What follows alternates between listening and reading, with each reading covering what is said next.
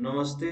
रयत Shikshan Sanstha Satara, Rayat online school education, रोज इयत्ता 12वी वाणिज्य, विषय वाणिज्य संघटन व व्यवस्थापन, Shri Sadguru Gangagiri Maharaj science Gautam arts and Sanjivani commerce college, Kopargaon जिल्हा अहमदनगर. मी प्राध्यापक बाबासाहेब पवार. प्रकरण 4, घटक व्यवसाय सेवा उपघटक गोदाम, गोदामाचा अर्थ, गोदामाची कार्य, गोदामाचे प्रकार हे आपण आज बघणार आहोत. तर गोदाम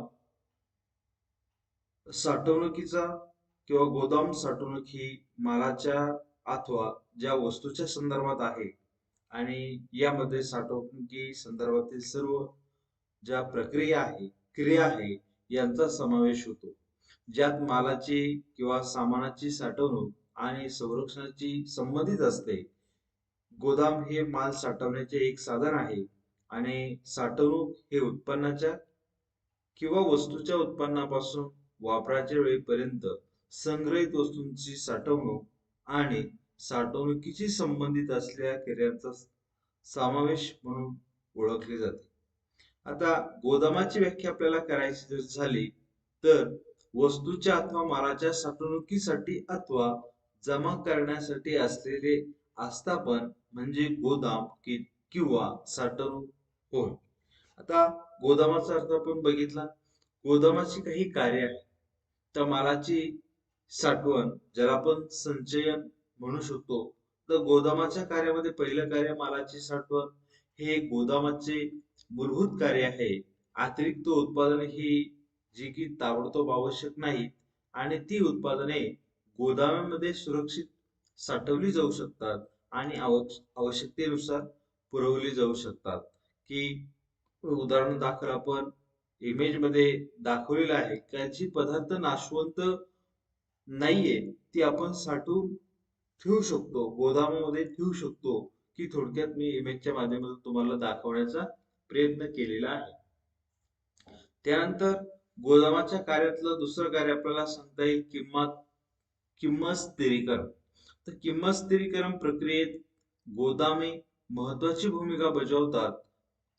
किंमत स्थिरीकरण हे वेळ उपयुक्तता, टाइम युटिलिटी त्याला आपण म्हणू शकतो, साधून केले जाते आणि गोदामामध्ये सहसा मालाचा साठा मोठ्या प्रमाणावर केला जातो. जेव्हा बाजारपेठेमध्ये वस्तूची कमतरता असते तेव्हा त्या गोदामाद्वारे पुरविल्या जातात आणि ज्यामुळे मागणी आणि पुरवठ्याच्या फरकामुळे किमतीत वाढ होण्यापासून टाळण्यासाठी किंमत स्थिर होण्यास त्या ठिकाणी मदत होते. किंमत स्थिरीकरणाचा आलेख आपण त्या ठिकाणी दाखवलेला आहे. त्या किंमत स्थिरीकरणाच्या आलेखावरनं आपल्याला लक्षात येईल. त्यानंतर गोदामाचं तिसरं कार्य आहे जोखीम पत्करणे. जेव्हा वस्तू गोदामामध्ये साठवल्या जातात तेव्हा चोरी, आग इत्यादी स्वरूपात त्यांना बरीच जोखीम स्वीकारावी लागते. तर गोदाम अशा प्रकारे बनवलेले जातात की जेणेकरून हे धोके कमी होतात. गोदाम चालकावर वस्तू सुरक्षित ठेवण्याची आणि योग्य ती काळजी घेण्याचे बंधन असते. वस्तू अथवा मालाच्या होणाऱ्या हानीस व नुकसानीस गोदाम चालक जबाबदार असतो. त्यामुळे गोदामाची जी सिक्युरिटी आहे ती चांगल्या पद्धतीने दाखवण्याचा प्रयत्न केला जातो. परंतु काही अपवादात्मक परिस्थितीमध्ये गोदामाला त्या ठिकाणी आग वगैरे लागणं किंवा आगीमध्ये गोदाम त्या ठिकाणी तुटणं अशा प्रकार भविष्यात होऊ शकतात. यासाठी गोदाम चालकाने त्या ठिकाणी काळजी घेणं गरजेचं असतं. आता वित्त पुरवठा. गोदाम चालवणाऱ्या संस्थांकडनं किंवा इतर वित्तीय संस्थांकडनं गोदामात साठवलेल्या मालावर वित्त पुरवठा केला जाऊ शकतो. सदर वस्तू या वित्तीय संस्थांसाठी सुरक्षित सिक्युरिटी म्हणून काम करतात. अशा पद्धतीने गोदामे व्यावसायिकांसाठी अर्थसहाय्य देण्याचे देखील काम करत असतात. 6वा प्रकार आपल्याला म्हणजे कार्य सांगता येईल वर्गवारी आणि प्रतवारी. तर आजकाल बऱ्याचशाच गोदामामध्ये वर्गवारी आणि प्रतवारी करण्यासाठी तसेच वेष्टनासाठी व इतर प्रकारच्या प्रक्रियेसाठी सुविधा पुरवल्या जातात. मागणीप्रमाणे मालाचे सोयीस्कर वेष्टन केले जाते. आपण बघतोय चित्रामध्ये आपल्याला दाखवलेलं आहे की कांद्याचं त्या ठिकाणी जे काही वेस्टर्न किंवा पॅकिंग हवं तसं त्या ठिकाणी केलं गेलंय आणि गोदामात ती त्या ठिकाणी साठवली गेलेली आहे. त्यानंतर वाहतूक, गोदामधारक मोठ्या प्रमाणावर माल गोदामात ठेवण्यासाठी वाहतूक सुविधा उपलब्ध करून देतात.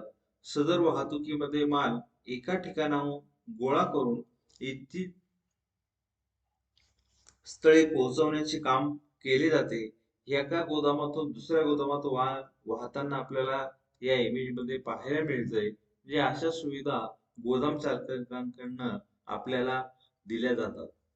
तर वेळ आणि स्थल उपयोगिता, गोदामे वस्तूची जी मागणी आहे ही येईपर्यंत वस्तू जतन करून वेळ उपयोगिता निर्माण करतात. तसेच ज्या ठिकाणी वस्तूची आवश्यकता आहे त्या ठिकाणी माल पोहोचवून स्थल उपयोगिता निर्माण करण्याचा प्रयत्न करतात. तर उपयोगितेचे काही प्रकार आपण दाखवलेले आहेत, परंतु आपल्याला स्थल उपयोगिता दाखवलेली आहे. स्थल उपयोगिता आहे, सेवा उपयोगिता आहे, ज्ञान उपयोगिता आहे, स्वामित्व उपयोगिता आहे, काल उपयोगिता आहे, रूप उपयोगिता आहे. तर त्यापैकी स्थल उपयोगिता, एका जागेवरनं वस्तू दुसऱ्या जागेवर स्थलांतर केली किंवा तिची जी उपयोगिता आहे ती भौगोलिक परिस्थितीनुसार बदलू शकते. म्हणून हे एक आपल्याला वेळ आणि स्थल उपयोगिता हे कार्य आपल्याला थोडक्यात सांगता येईल. त्यानंतर आठवं कार्य आहे प्रक्रिया. तर काही वस्तू जशा बनवल्या जातात तशाच त्या वापरल्या जात नाही. सदर उत्पन्न ठराविक प्रक्रिया करून योग्य बनविल्या त्या ठिकाणी वापरायोग्य त्या ठिकाणी बनविल्या जातात. उदाहरणार्थ तांदूळ पॉलिश केला जातो, फळे पिकवली जातात. काही वेळेला गोदाम चालक या मालकांना प्रक्रिया करण्यासाठी आवश्यक सुविधा त्या ठिकाणी पुरवल्या जातात. आपण पाहतोय शेजारच्या इमेज मध्ये धान्य मिल त्या ठिकाणी आपल्याला पाहायला मिळते. त्या ठिकाणी तिची जी काही प्रक्रिया आहे ती प्रक्रिया क्लिनिंग केली जाते, स्वच्छ केली जाते आणि नंतर त्याचं पॅकिंग केलं जात असल्याचं आपल्याला पाहायला मिळतं. म्हणजे अशा पद्धतीने प्रक्रिया देखील गोदामांमध्ये केली जाते आणि हे आपल्याला गोदामाची असणारी जी काही कार्य आहे ती थोडक्यात सांगता येईल. यानंतर आपण बघणार आहोत गोदामाचे प्रकार. तर गोदामाचे प्रकार पाहत असताना खाजगी गोदामे. आता खाजगी गोदाम ही उत्पादक किंवा मोठे व्यापारी यांनी त्यांच्या साठवणुकीच्या ज्या काही गरजा आहेत ह्या गरजा पूर्ण करण्यासाठी बांधलेली असतात आणि त्यांच्या मार्फत चालवली जातात. आता मोठा व्यावसायिक आस्थापनांना ज्यांना मोठ्या प्रमाणात साठवणुकीची आवश्यकता असते आणि जशी गोदामे ज्यांना बांधणे परवडते अशा व्यावसायिकांकडनं बांधली व देखभाल केली जातात. मोठे उत्पादक अथवा घाऊ विक्रेत्यांकडे देशाच्या विविध भागात अशी गोदामे असू शकतात. आपण बघतो की बऱ्याच ठिकाणी गोदामे ही मोठमोठी बांधलेली असतात. त्यांचं व्यवस्थापन हे विशिष्ट व्यवस्थापनाकडे त्या ठिकाणी दिलेलं असतं. मोठे जे काही उत्पादक आहे, व्यापारी आहे, त्यांनी त्याची साठवणुकीच्या गरजा पूर्ण करण्यासाठी ही गोदामे बांधलेली असतात. त्याला आपण खाजगी गोदामे असं म्हणतो. दुसरा प्रकार आहे गोदामाचा सार्वजनिक गोदामे. तर सार्वजनिक गोदामे अशी विशिष्ट व्यवसाय आस्थापना आहे जी सर्वसामान्यांना ठराविक रक्कम आकारून माल साठवण्याची सुविधा उपलब्ध करून देतात. एखाद्या व्यक्तीमार्फत अथवा सहकारी संस्थेमार्फत यांचे संचालन केले जाते. सार्वजनिक गोदामे शासनाच्या परवान्याअंतर्गत विविध नियम व कायद्यानुसार कार्य करतात. सार्वजनिक गोदामे लहान उत्पादकांना व व्यापाऱ्यांना कमी किमतीमध्ये साठवणूक सुविधा ज्या आहेत त्या उपलब्ध करून देतात. सार्वजनिक गोदामे ही योग्य प्रकारे बांधली जाऊन सदर गोदामामध्ये मालाचं 24 तास संरक्षण केलं जातं. सार्वजनिक गोदाम ही सामान्यतः लोहमार्ग आणि महामार्ग जलमार्गांजवळ वसलेली असतात.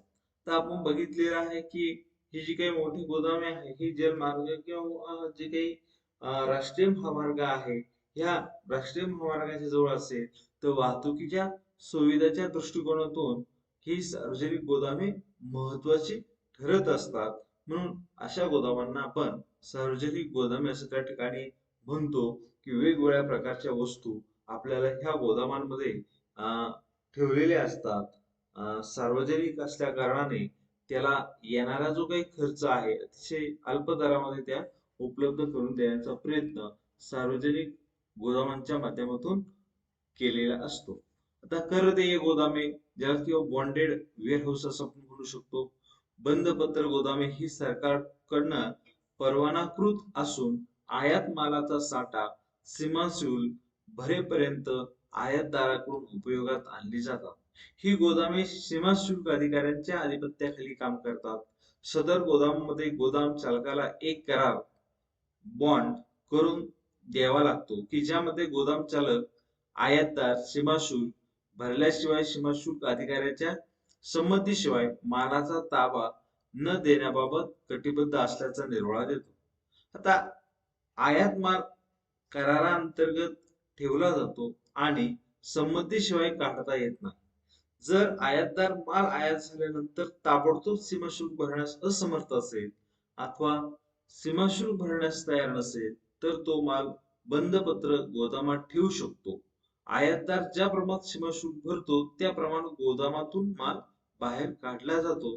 हे आपल्याला चित्राच्या माध्यमातून बघता येईल की कर देय गोदामे हा कर बॉन्डेड गोदामे असं आपण त्याला म्हणतो आणि सरकारकडनं परवानाकृत असून आयात मालाचा साठा किंवा सीमाशुल्क भरेपर्यंत आयातदाराकडून उपयोगात आणली जातात. त्यानंतर चौथा प्रकार आहे करदत्त गोदाम. जर एखाद्या आयातदाराला वस्तूच्या वाहतुकीत अडचणी येत असतील तर सीमाशुल्क भरल्यानंतर माल करदत्त गोदाम मध्ये ठेवला जाऊ शकतो. सर्व करदत्त गोदामे ही सार्वजनिक गोदामे आहेत. आता जी आयातदारांना उपलब्ध आहे, सर्व गोदामे आयातदारांना उपयुक्त आहे कारण की मालाची योग्य ती काळजी घेतली जाते व विविध प्रक्रिया जसं की विभागणी असेल, पुनर्वेष्टन असेल इत्यादी प्रक्रिया केल्या जातात आणि वस्तूच्या पुनर्निर्यातीसाठी सदर गोदामे अधिक उपयुक्त असतात. तर सदर गोदामे बंदर अथवा गोदी क्षेत्राजवळ प्रकर्षाने आढळतात. आपल्याला इमेज मध्ये दिसत आहे की शेजारी जे गोदाम आहे हे गोदाम त्या ठिकाणी आपल्याला बंदराजवळ असल्याचं पाहायला चित्र मिळते. म्हणजे अशा पद्धतीने हे करदत्त गोदामे जे आहे ड्युटी पेड गोदामे असं आपण त्याला म्हणू शकतो. काही आपल्याला या गोदाम बाजारजवळ त्या ठिकाणी समुद्र किनाऱ्याच्या ठिकाणी आपल्याला पाहायला प्रकर्षाने आढळतं. त्यानंतर पुढचा प्रकार आहे शासकीय गोदामे. आता ही गोदामे केंद्र व राज्य सरकार किंवा सार्वजनिक सरकारी संस्थांच्या मालकीचे असून त्यांच्याद्वारे व्यवस्थापित असतात. छोटी शेतकरी आणि विक्रेते यांना ही गोदामे बांधणे जिगरीचे असते. अशा वेळी शासकीय गोदामे त्यांना अत्यंत माफक किमतीमध्ये या गोदामामध्ये माल ठेवण्याची मुभा देतात. वेगवेगळ्या राज्यात आणि देशभरात केंद्रीय भंडार निगम, वखार महामंडळ, राज्य वखार महामंडळ, भारतीय खाद्य निगम इत्यादी गोदामे आपल्याला पाहायला मिळतात.